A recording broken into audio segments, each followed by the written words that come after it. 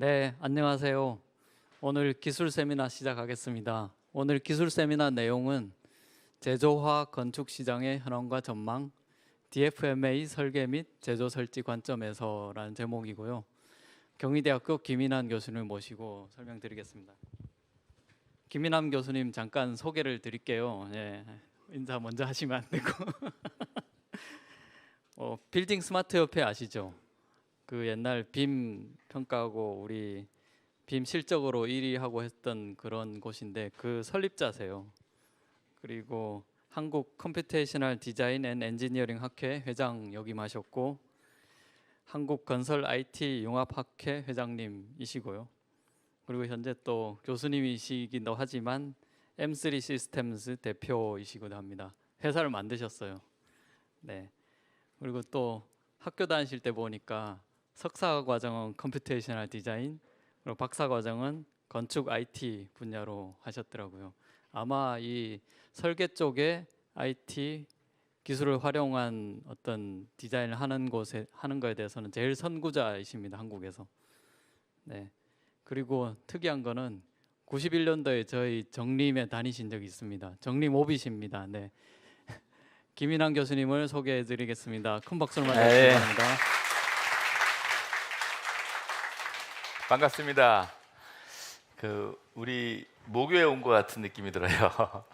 제가 91년도에 있을 때는 석사하고 들어와서 좀 있었는데 영건동에 그 5층짜리 건물,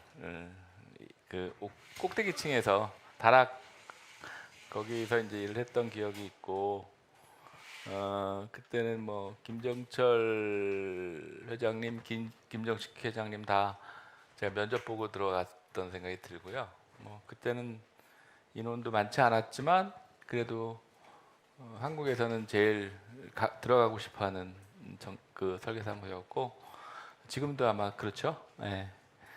하여튼 여러분들 뭐 저보다 여기 오래 다니신 분이 혹시 계세요? 33년이더라고요 보니까. 근데 저는 그 전공을 이제 그 건축에서 어떻게 하면은 이거를 체계하고 합리적으로 설계를 하느냐 여기 관심 많아서 그 당시 이제 컴퓨터가 제일 처음 나올 때부터 저는 기계어, 어셈블리어, 뭐 포트란, 베이직, 파스칼 그런 걸 했고 C 나오기 전부터 했었고요. 미국에서는 이제 건축과 전산을 카네기 멜론에서 듀얼 메이저로 했고 특이하게 영국에서는 제가 전산과 교수를 했어요. 거기서 그때 95년도 AI를 가르쳤고 대학원에서 뭐 그런 특이점이 있는데 제가 이제 박사학위 전공이 BIM이에요. 그때는 BIM이라는 용어도 없었고 했지만 통합 데이터 표현이나 뭐 모델링 이런 쪽으로 해가지고 그걸 하다가 빌딩 스마트 협회를 98년도에 만들었고 이제 빔을 국가 지침, 국토부 지침, 조달청, 뭐 국방부 하여튼 모든 빔에 대한 표준이나 제도 뭐 활성화를 빌딩 스마트 협회를 통해서 했었고 이제 그러다 보니까 빔이라는 게 아무리 잘 만들어도 설계사무소에서 안 쓰면 그만이고 건설사에서 안 쓰면 그만이더라고요. 이거를 좀 더 이렇게 마지막 시공 끝까지 같이 가려면 이게 궁합이 제일 맞는 게 이제 모듈러고 결국은 건설에서 모든 사람들이 아시겠지만 핵심이 생산성 향상이잖아요. 그걸 하기 위해서는 표준적인 설계에 그다음 표준적인 제작 설치까지도 같이 가야지 된다. 그래서 이제 모듈러라는 그거의 핵심은 뭐냐면 공장에서 건물을 짓는 거예요. 그렇게 하지 않으면 이제 건설 분야가 타 산업 분야에 따라갈 수가 없다 그런 생각이 들어요. 그래서 그런 관심을 제가 10년 전부터 좀 가지게 되었고 거기에 대한 여러 가지 핵심 기술들을 좀 파악하고 교류하고 하는 와중에 어떻게 계기가 돼가지고 학교에서 승인을 해줘서 이제 빔 M3 시스템스라는 회사를 만들었습니다. 오늘 주제는 회사 얘기가 아니고 저희가 시범적으로 5층짜리 건물을 모듈러로 이게 제작하고 설치했는데 설계하고 거기에 대한 어떤 과정이나 이슈들을 좀 말씀을 드릴 거고 그 전에 그래도 모듈러에 대한 어떤 소개나 어떤 현황을 좀 알아야 될 것 같아서 제가 슬라이드를 2개를 준비했고요. 그럼 첫 번째 슬라이드를 제가 보면서 말씀을 드릴게요. 12시 반까지 하면 되죠? 네. 일단은 그 건물을 주변 클라이언트들을 만나 보면은 항상 힘들다고 생각하죠. 건물 짓는 게.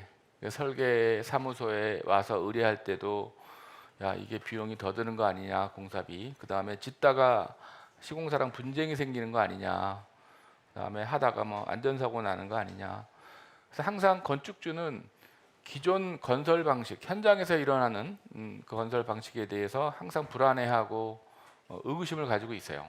그리고 또 이제 공사를 하면서부터는 이제 가까을이 바뀌는 그런 또 그 주객이 전도되는 이제 일이 있고 이게 결국은 현재 우리나라 건설 산업의 가장 큰 문제거든요. 그런데 이게 관점을 설계사무소나 건설사로 바꿔봐도 똑같은 비슷한 페인 포인트가 있어요.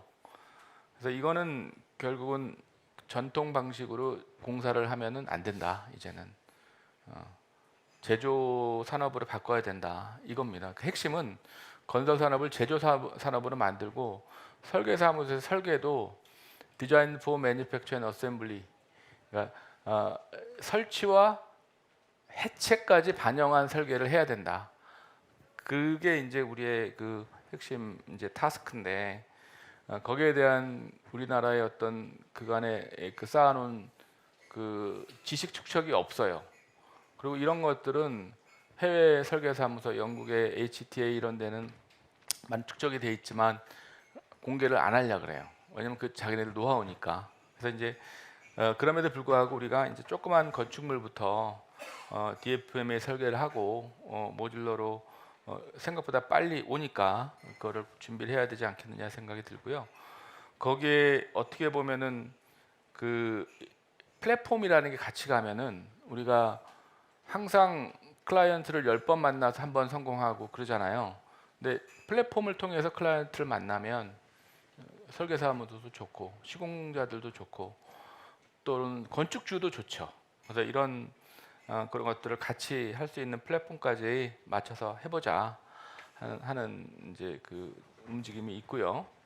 이렇게 되면은 그 설계 오류도 빔과 연계돼서 모듈러 설계라는 건 어떤 표준화된 설계이기 때문에 쉽게 할 수 있고 공사비 물량도 쉽게 예측 가능하고 제조 결합 기술도 접합 기술도 관리가 쉽게 될 수 있고 온라인 주문 방식도 가능하다. 어떻게 보면 우리가 관점을요 이제는 시공이라는 개념을 버려야 되고 제작 설치라는 개념으로 바꿔야 돼요. 건설의 컨셉을. 이런 변화는요 우리나라뿐만 아니라 주요 선진국들이 많이 정부 주도로 많이 하고 있고요. 특히 이제 영국, 싱가폴, 뭐 이런 또 호주 이런 데는 이제 주도적으로 하고 있고 영국은 이제 큰 테마는 정부가 주도하고 있지만 민간 업계에서 많이 주도를 하고 있습니다. 그래서 이제 플랫폼이라는 거는 초기 이렇게 그 기획부터 AI를 통해서 원하는 설계안들을 추천받고 그 설계 건축주가 시범적으로 프로토타입을 받아가지고 그 다음에는 단계는 이제 설계사무소랑 계약을 해서 진행하는 그런 플랫폼을 가지고 있고요. 또 이게 DFMA 생태계가 이렇게 잘 되려면 설계사무소, 엔지니어링, 제조회사, IT회사, 감리회사, 시공자, 인테리어, 자재, 토목업체, 운송업체 다 모여서 그런 각각의 역할을 하면서 같이 협업을 하는 구도가 돼야 되지 않을까 싶습니다. 또 하나는 이제 그 모듈러라는 게 기본적으로 리로케이트를 전제로 해서 하는 게 모듈러거든요. 재설치를 전제로 해서 학교들도 주문하고, 그다음에 대부분의 모듈러를 하고 싶어하는 분들도 나중에 이전 설치를 감안해서 주문해요. 그래서 그렇게 되면은 중고 모듈에 대한 거래도 활성화를 해야 된다. 이런 플랫폼도 필요하지 않겠느냐. 그래서 저는 제가 생각하는 이제 미래의 이제 제조와 건설은 단순하게 모듈러 제작 회사도 아니고, 또는 그 설계를 자동화하는 뭐 프롭텍 회사도 아니고, 그런 플랫폼과 제조를 같이 가는 그러한 방향으로 그 포지셔닝을 해야지 되지 않겠느냐. 아시겠지만 최근에 뭐 우리나라 플랫폼 회사들이 이슈가 되게 많잖아요. 뭐 쿠팡인가? 쿠팡이 아니고 몇 군데 문제 생겼잖아요. 그게 결국은 그 플랫폼만 가지고, 수수료만 가지고는 이윤이 내기 어렵다. 그래서 결국은 걔네들도 PIP 이 제품을 많이 생산해서 자체 제조까지도 하고 판매도 하는데, 이 모듈러 쪽도 그 플랫폼과 그 제조를 같이 가야지 결국은 살아남을 수 있지 않겠느냐 생각이 듭니다.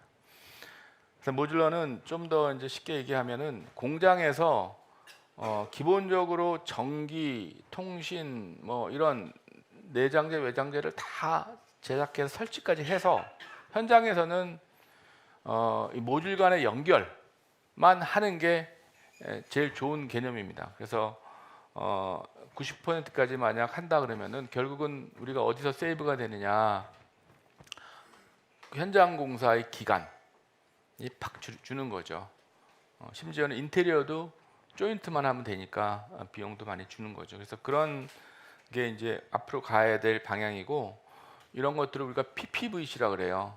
Prefabricated, Prefinished, Volumetric Construction. 그래서 PPVC라고 하는데, 이거는 생산성이 진짜 많이 향상이 되죠. 보통은 이제 건축하는 동안에 건축주가 와가지고 계속 바꾸다 보면 또 공기 늘어나고 설계 일도 막 2배, 3배 늘어나고, 그러니까 설계사무소가 돈을 못 버는 거예요, 많이. 딱 정해진 일 하고 가야 되는데 계속 변경이 일어나는데, 근데 이제 모듈러는 변경이 일어날 수가 없어요. 핸드폰 사듯이 미리 다 DFM 설계를 끝난 다음에 그걸 기반으로 해서 제작도 뭐 길어야 한 달이니까, 물론 이제 그 건축주가 와서 모니터링을 할 수 있지만 그 단계에서 바꾸기는 어렵다. 그러면은 결국은 설계 변경이 최소화가 되는 거죠. 근데 이런 것들이 다 표준화되고 제작이 될 수 있어야 된다, 그런 얘기고요. 우리나라 모듈러는 뭐 멀리 가면은 88 올림픽 때부터 시작이 됐어요. 노태우 대통령 때 그때 100만 호 뭐 지으면서 PC로 많이 졌죠. 아파트 뭐 송파에 있는 올림픽 아파트도 다 PC 모듈러인데, 그때는 전혀 뭐 연결 부위나 이런 조인트에 대한 고민이 없어서 조인트에 물이 새고 난리가 났었어요. 아직도 그렇다고 들었는데, 그 이후에 그때 또 뭐 군부대도 모듈러 발주를 많이 냈는데 거기도 다 누수 현상 많이 나고 해서 아닌가 보다 하다가 한 20년 후에 결국은 2010년도 이후부터 다시 모듈러가 좀 시작됐고요. 주로 공공 분야에서 많이 됐고, 그러면서 이제 조인트 기술에 대한, 연결 기술에 대한 것들이 많이 이제 개발이 되면서 이제 그런 것들은 많이 보완이 되고, 최근 몇 년 전부터는 LH, SH, GH에서 모듈러 발주를 많이 내고 있고, 10% 이상을 모듈러로 하겠다 이렇게 하면서 진행을 하고 있죠. 네, 그리고 또 하나는 이제 모듈러라는 것들이 어떤데 정말 효과적이냐면 중소규모 오피스 건물이에요. 뭐 수도권에 오래된 노후화된 뭐 꼬마 빌딩들 많이 있잖아요. 이런 것들은 제일 어려움이 바로 민원들이에요. 주변에 공사하는 동안의 민원. 근데 이제 모듈러는 그 정도 건물이면은 하루나 이틀이면 설치가 끝나요. 그러니까 민원을 최소화할 수 있다. 그런 시장들이 앞으로 기하급수적으로 커질 것이다, 이런 생각이 들고요. 이런 매출도 많이 늘어날 수 있고, 그래서 이런 글로벌하게도 모듈러 시장은 폭발적으로 늘 것이다. 뭐 139 빌리언 달러면 정말 상당하죠. 이렇게 이건 이제 제 예측이 아니고 뭐 맥켄지인가 뭐 이런 데서 예측을 한 것이고, 제가 작년에 뭐 건설협회 사람도 데려가고 그 다음에 이제 뭐 사무, 히림, 정림은 없었고 뭐 한미 파슨스 뭐 그 한 10명 정도 같이 가서 이제 영국을 둘러봤는데, 이 런던에 가면은 이제 고층 아파트, 고층 대부분 기숙사들이 많이 있는데 크로이든 지역에 많은 건물들이 50층짜리까지도 다 모듈러로 졌어요. 근데 시행하는 사람들은 그거를 알리지도 않아요. 왜냐하면 모듈러가 더 싸고 빠르고 좋으니까 하는 거지, 정부가 주도해가지고 이렇게 하진 않아요. 근데 우리나라도 이제 인건비가 많이 올라감으로써 시행자들이 좀 많이 관심을 가지고 있어요. 이제 영국은 확실히 모듈러가 더 쌉니다. 아직 우리나라는 모듈러가 더 비싸다고 그러는데, 실질적으로 이제 그 다이어트를 하면은 큰 차이가 없고, 다만 이제 공기가 단축되면서 PF 비용이나 빨리 임대되면서 들어가는 임대 수입 이런 걸 따지면은 충분히 지금도 경쟁력이 있다고 보고요.